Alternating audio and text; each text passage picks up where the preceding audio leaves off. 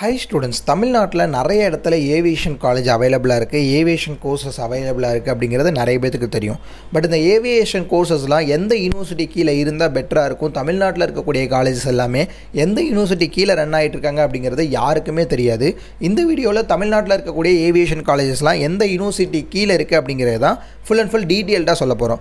Aviation டிபார்ட்மெண்ட்டில் யாராவது படிக்கணும் அப்படிங்கிறதுல இன்ட்ரெஸ்டாக இருந்தீங்கன்னா இந்த வீடியோ ஃபுல்லாக ஸ்கிப் பண்ணாமல் பாருங்கள்.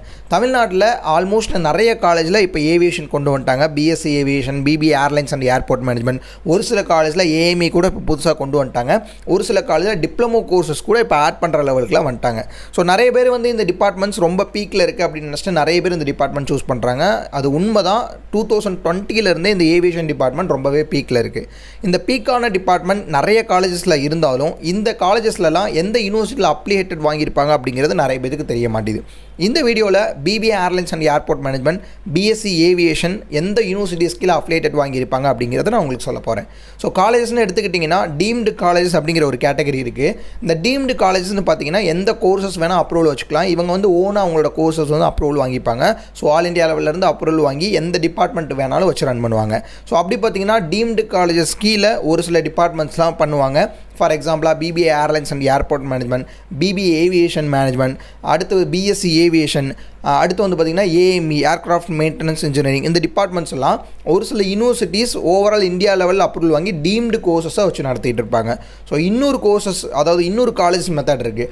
அந்த காலேஜஸ்லாம் எந்த யூனிவர்சிட்டி கீழே வருவாங்க அப்படின்னு எடுத்துக்கிட்டிங்கன்னா தமிழ்நாட்டை பொறுத்தளவு ஆல்மோஸ்ட் ஏர்லைன்ஸ் டிபார்ட்மெண்ட்டுக்கு எல்லாமே அழகப்பா யூனிவர்சிட்டி. அழகப்பா யூனிவர்சிட்டி எங்கே இருக்குது அப்படின்னு பார்த்தீங்கன்னா காரைக்குடியில் இருக்குது. இந்த அழகப்பா யூனிவர்சிட்டி கீழே தான் தமிழ்நாட்டில் இருக்க எல்லா ஏர்லைன்ஸ் காலேஜுமே ஆல்மோஸ்ட் அப்ரூவல் வாங்கியிருப்பாங்க. ஒன்று டீம்டில் அப்ரூவல் வாங்கியிருப்பாங்க, அவங்க காலேஜ் டீம்டு யூனிவர்சிட்டியாக இருக்கணும்.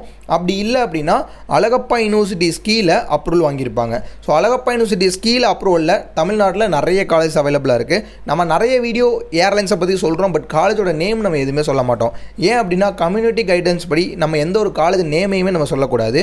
ஸோ இப்போ யூனிவர்சிட்டிங்கிறனால நம்ம யூனிவர்சிட்டியில் உங்களுக்கு மென்ஷன் பண்ணுறோம். ஸோ இன்னொரு விஷயம் என்ன அப்படின்னா தமிழ்நாட்டில் அழகப்பா யூனிவர்சிட்டி அஃபிலியேட்டட் கீழே நிறைய காலேஜஸ் வருது.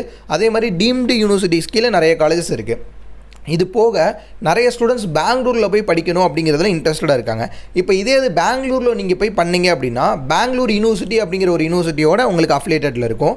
அப்படி இல்லை அப்படின்னா ராஜீவ்காந்தி யூனிவர்சிட்டி, எங்கே எப்படி தமிழ்நாட்டில் எம்ஜிஆர் யூனிவர்சிட்டி, அண்ணா யூனிவர்சிட்டி இதெல்லாம் ஹெட்டாக இருக்கும், அதே மாதிரி பெங்களூரில் ராஜீவ்காந்தி யூனிவர்சிட்டி இருக்குது.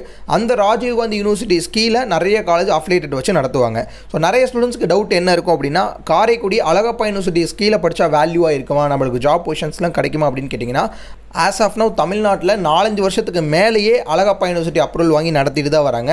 ஸோ அதில் நிறைய ஸ்டூடெண்ட்ஸ் பிளேஸ்மெண்ட்ஸ்க்குமே போயிருக்காங்க. இன்னொரு ஸ்டூடெண்ட்ஸ்க்கு என்ன டவுட் இருக்கும் அப்படின்னா டீம்டு காலேஜில் படித்தா வேல்யூ இருக்குமா அப்படின்னு கேட்பாங்க. ஸோ டீம்டு காலேஜில் நீங்கள் பண்ணாலும் கம்பல்சரியாக உங்களுக்கு பிளேஸ்மெண்ட்ஸ் பண்ணி தரக்கூடிய காலேஜஸ்லாம் இருக்காங்க.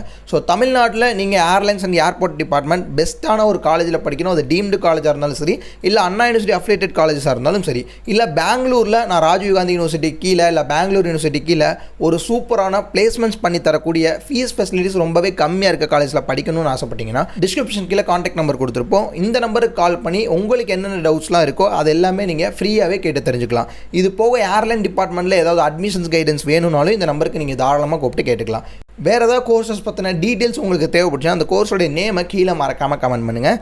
நெக்ஸ்ட் வீடியோவில் அதை பற்றி பார்ப்போம். தேங்க்யூ.